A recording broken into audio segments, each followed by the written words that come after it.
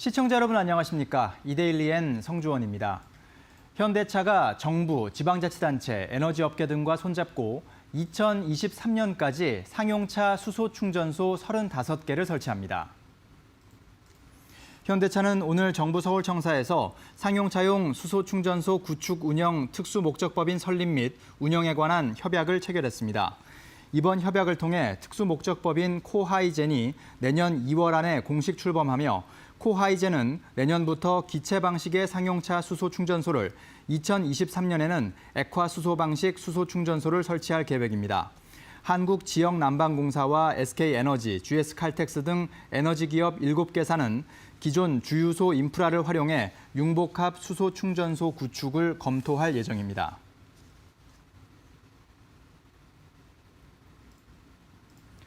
(9월) 정보통신기술 분야 수출액이 176억 3천만 달러로 잠정 집계됐습니다. 전년 동월 대비 12% 늘었고 4개월 연속 증가했습니다. 다만 일평균 수출액 기준으로는 전년 동월 대비 0.2% 감소했습니다. 과학기술정보통신부는 오늘 이런 내용의 9월 ICT 수출입 통계를 발표했습니다. 부문별로는 반도체와 디스플레이, 컴퓨터와 주변기기 등의 수출이 증가했습니다. 다만 휴대전화 부문은 전년 동월 대비 수출이 감소했습니다.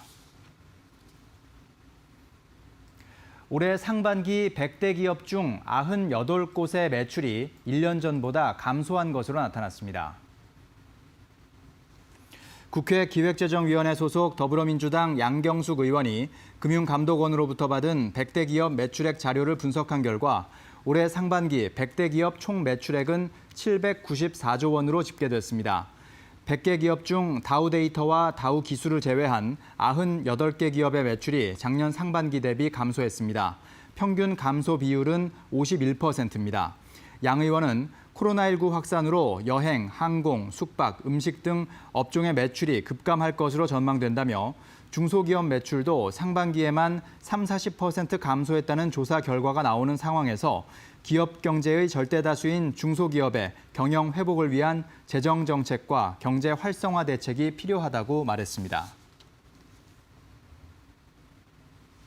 방시혁 빅히트 엔터테인먼트 의장은 이제 상장사로서 주주와 사회에 대한 깊은 책임의식을 느낀다고 밝혔습니다. 방 의장은 오늘 한국거래소에서 열린 빅히트 상장 기념식에서 이같이 말하고 주요 기관 투자자뿐 아니라 주주 한 분 한 분의 가치 제고를 위해 투명성, 수익성, 성장성, 사회적인 기여 등 다양한 관점에서 최선의 노력을 기울이겠다고 강조했습니다. 한편 빅히트 주가는 공모 가격의 2배인 27만 원에 시초 가격이 형성된 이후 시초 가격보다 30% 오른 35만 1,000원에 거래되며 상한가를 기록했지만 1분여 만에 주가가 하락하면서 상한가가 풀렸고 오후 1시 30분 현재 시초가보다 낮은 26만 원 선에 거래되고 있습니다.